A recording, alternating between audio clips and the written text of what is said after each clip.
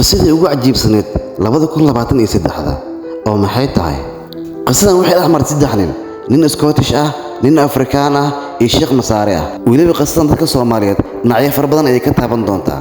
haddii igala socoto YouTube channelkayga Sarax Love, fadlan subscribe isoo dheh adigoo mahadsan.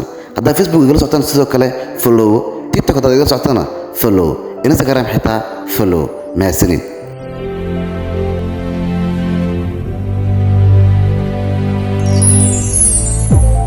وهاجاك سونق وناكسن بل أن قدقلنا الشاكذا نقروح ضبان ويلي بعبر قادشة ضمضان الصناديق اللي صورة في أديود وحكي جدا بنابحية إزدبجوج هو أصول لوجس هو جيد عنصريته لعنصريين ذلك الموضوع أفريقيان كأ الشاكذا ورنت سيق صيصو أي صائف بحد وقت له كدي ملكي أوشاعية نيك سكوتش كاسوها صحافي عانا معلم كميدا شيخ عن مصاريد صور أحمر مقالة تكساس جوديه أيوه وكواركي لين سكوتش oo weli saxan oo laqmaaya nin Afrikaan oo ka soo jeedo wadanka Zimbabwe.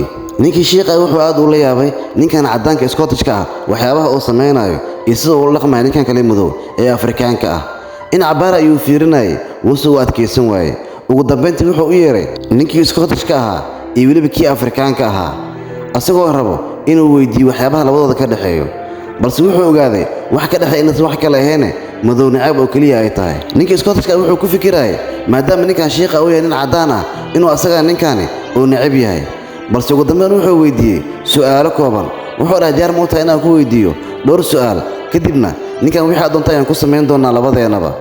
kii Scottish-ka wuu farxay, wuxuu dhahay diyaar ayaan ahay, su'aasha doonta i weydii, balse midkan madow aad ayaan u nacbahay, ma rabi inuu meeshan taagnaado xitaa. sheekhu wuxuu bilaabay su'aalihiisa. su'aalahaas waxaan isla inta badan wuxuu ku fiicnaayeenbo dadka Soomaaliyeed in la weydiiyo. su'aasha koowaad wuxuu dhahay adiga ma waxaa tahay nin masanaag bal ii kala sheeg. Scottish-ka wuxuu dhahay waad ii jeedaa nin inaan ahay sheekhu say wax ka yihiin maxaase ka wadaa. sheekhu oo dejinayna wuxuu dhahay maya saas maana su'aashan ku weydiiyo kaliya iga jawaab. Scottish-ka wuxuu dhahay anigu waxaan ahay nin rag ah waadna ii jeedaa.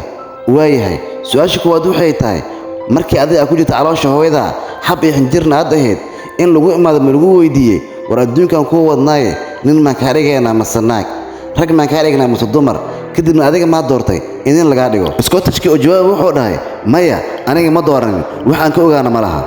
kii Afrikaankana su'aashii ayaa la weydiiyey asagana sidii oo kale ayuu uga jawaabay. Scottish-ka ayaa lagu soo laabtay waxaa la dhahay nin waaba lagaa dhigay oo Ilaahay ayaa kuu doortay, laakiin in lagu imaaday mar kale ma lagu dhahay warniyo calooshooda ayaa ku jirtaa wiil ayaana kaa dhignay adduunkan waa 7 qaarad ama 5 qaarade mideen kaa dhignaa Yurub, Ameerika, Aasiya, Afrika qaarday jeceshahay ma lagu weydiiyey mase dhahay adiga ma dooratay inaad u dhalato qaarada Yurub. Scottish-ka wuxuu dhahay maya aniga ma dooran reer Yurub in laga dhigo, arrinkaasna waxaan ka ogahay ma jirto. sidoo kale kii Afrikaanka ahaana su'aashii kale ayaa la weydiiyey asagana wuxuu dhahay aniga ma dooranin in laga dhigo nin madow Afrikaan ah weliba Zimbabwe ka soo jeedo, laakiinse Ilaahay ayaa ii dooray. kii Scottish-ka ayaa loo soo laabtay waxaa la Ilaahay wuxuu ku dooray inaa wiil ka dhigo, haddana wuxuu ku dooray qaarad Yurub inaad ka soo jeedo. qaarad Yurub waa wadamo badan tahay ma lagu weydiiyey oo ma lagu dhahay wadankee rabtaa ma Ingiriiska ma Holland ma Talyaani ma Spain wadankee ka dhigana in lagu dhahay adiga ma dooratay inaad noqoto nin Scottish ah. wuxuu dhahay maya aniga ma dooranin mana lagu weydiinin, laakiin Ilaahay ayaa ii dooray inaan Scottish noqdo European aan noqdo ninna aan ahaado dalkaas oo dhan aniga waxaan ku leeyahay ma jirto. kii kale Afrikaanka ahana markii su'aasha la weydiiyey intii ayuu sheegay inaan Afrikaan noqdo Zimbabwe ka soo jeedo madow ahaado ma ahan waxa aniga doortay, laakiinse Ilaahay ayaa ii dooray. sheekhi ninkii Scottish-ka ayuu u soo jeestay wuxuuna dhahay adiga ninkan isku mid ayaa tihiin sababtoo ah wax adiga aadan dooranin dalabkeedana aan lahayn aadan shaqaysanin ayaad iskula weyn tahay. ninkan wax uusan dooranin dalabkeedana uusan lahayn Ilaahay soo u dooray ayaad ku liidaysaa. wuxuu dhahay aad qof liidayso ama aad u baahan tahay inaad cunsurid ku samayso waxaa loo baahan yahay wax adiga aad shaqaysatay ama aad kasbatay inaad qofkaas kula digaasho ama aad ku liido. wax kale iska badaaye nin haddii aad tahay xitaa adiga ma dhihin nin ha layga dhigo, haddii aad dumar tahayna ma dhihin dumar ha layga dhigo.